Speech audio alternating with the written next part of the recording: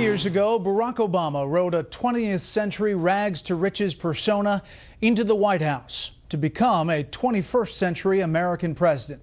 But as he seeks re-election, there is still uncertainty about how much of his backstory can be backed up.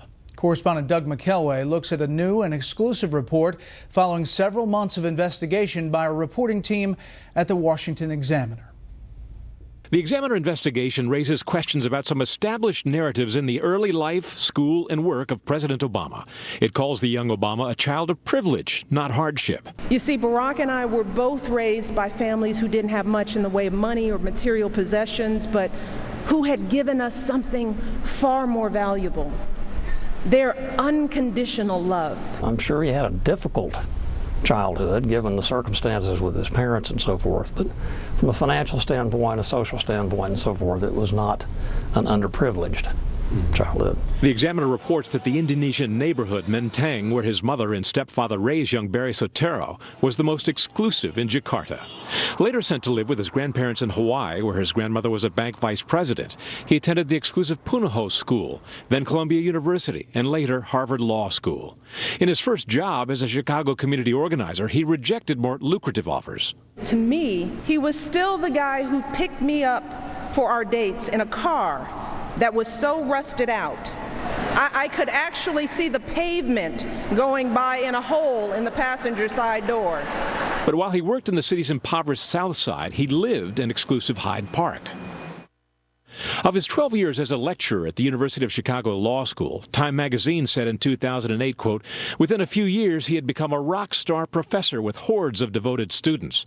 But evaluations obtained by the Examiner tell a different story. In 2003, only a third of students recommended his courses. It steadily went down in the last 5 or 6 years that he was there. He was among the lowest ranked professors. Nor did the future president leave any record of scholarly writings, while similarly credentialed colleagues wrote prolifically in law journals. He showed up for classes, he gave his lectures, and he was gone. The Examiner found sharp contrast between Obama's memory of his legal work and the record of it. In Dreams from My Father, he wrote, quote, in my legal practice, I work mostly with churches and community groups, men and women who quietly build grocery stores and health clinics in the inner city and housing for the poor. But this document, filed with the Illinois Secretary of State, shows the young lawyer represented some well-heeled clients.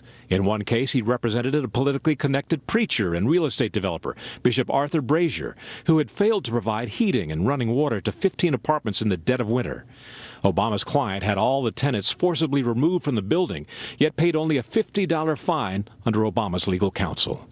For all of his critics on the right, community organizer Obama left many colleagues on the left disheartened by selling out to the Chicago establishment. The late radical journalist Robert Fitch, who specializes in urban politics, said, quote, what we see is that the Chicago core of the Obama coalition is made of blacks who've moved up by moving poor blacks out. Deanna Carter, a neighborhood activist, singled out the president's closest aide, Valerie Jarrett, for criticism.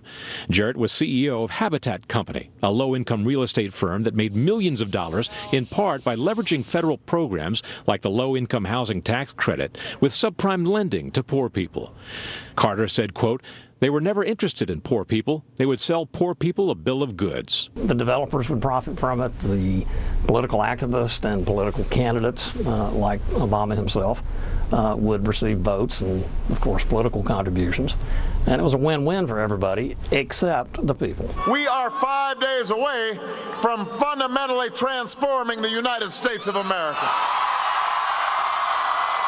Some argue that President Obama won office on his strength as a reformer, but the Examiner found as a state senator, he rejected overtures to reform the Chicago machine. Quote, he made it pretty clear he wasn't interested in risk-taking or challenging the Chicago machine's lock on a lot of mechanics of government in Cook County in Chicago, said one frustrated former colleague.